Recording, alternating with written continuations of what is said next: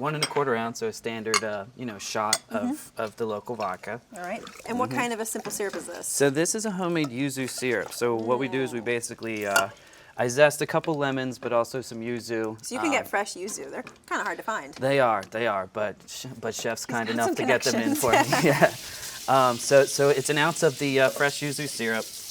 There's also a ½ ounce of fresh lemon juice in here. Nice. What does a yuzu taste like for anybody who hasn't had it? Yuzu, basically, it looks like a lemon, but it tastes more like a blend of like a lemon and a grapefruit. 2 ounces of pear puree. And then, wouldn't be a bubble tea without the green tea. Of course.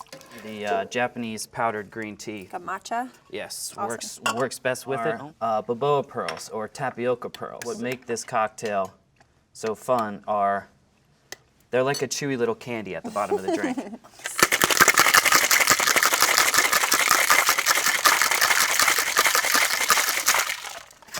Gotta get it real cold. Yeah, nice shake.